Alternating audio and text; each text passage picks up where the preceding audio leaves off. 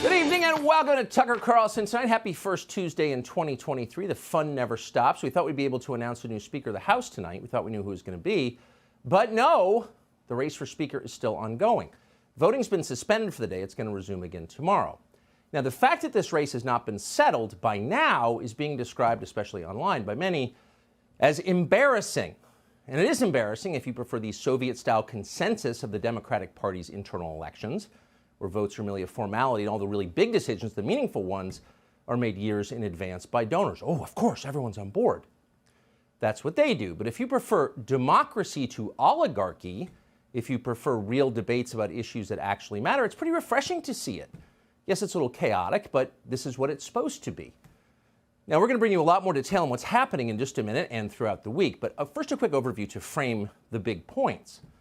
So Kevin McCarthy of California was going to be Speaker. He badly wants to be Speaker. In fact, he wants that job more than anything else in his life. And he was going to get it, but then a group of 20 Republican members stopped him. Now, they stopped him because they decided that Kevin McCarthy is not conservative enough to represent a party that's just taken back the House from Nancy Pelosi. And they are definitely right about that. McCarthy is not especially conservative. He is, in fact, ideologically agnostic. He's flexible. His real constituency is the lobbying community in Washington. So if you've got sincere political beliefs, that is infuriating to watch. On the other hand, to be fair, this is politics, and McCarthy does have strengths. It's not easy being Speaker when the House is this closely divided, and in some ways, Kevin McCarthy is perfectly suited for that. He is skilled in politics, not a small thing. And critically, McCarthy is willing to spend the next 2 years living in hotel rooms raising money for his party ahead of a historic presidential election. What other Republican in the House is willing to do that? Well, as of tonight, and we have checked, no one has stepped forward. So really the pivotal question is, how badly does Kevin McCarthy want this job? 20 of his colleagues have just publicly disavowed him, loudly and again and again. So to win them back, McCarthy is going to have to give them something real. Not more airy promises, which he specializes in. He's going to have to give them actual concessions. If Kevin McCarthy wants to be the Speaker, he is going to have to do things he would never do otherwise. Like what? We can think of at least two things. First, release the January 6th files. Not some of the January 6th files and video, all of it. And not to some phony committee that will hide them, that in fact is designed to hide them from the public, but put them online.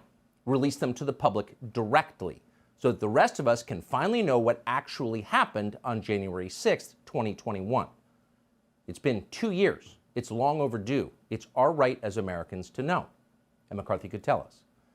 Second, Kevin McCarthy could put Thomas Massie of Kentucky in charge of a new Frank Church committee designed to discover what the FBI and the intel agencies have been doing to control domestic politics in this country. They've been doing a lot. But no one in Washington wants to talk about it. This topic is effectively off limits and has been. In fact, no one's talked about it for almost 50 years. And so because no one has talked about it or stopped it, the rot has spread and democracy has withered. You can feel it. The FBI is now a bigger force in American elections than any single group of voters. This cannot continue. It is poison. And Kevin McCarthy is uniquely situated right now to stop it. So by striking a deal with his 20 colleagues, McCarthy could restore our system to health and at the very same time get the job he has always wanted. It's not so complicated. Let's hope he does it. Subscribe to the Fox News YouTube channel to catch our nightly opens, stories that are changing the world and changing your life. From Tucker Carlson tonight.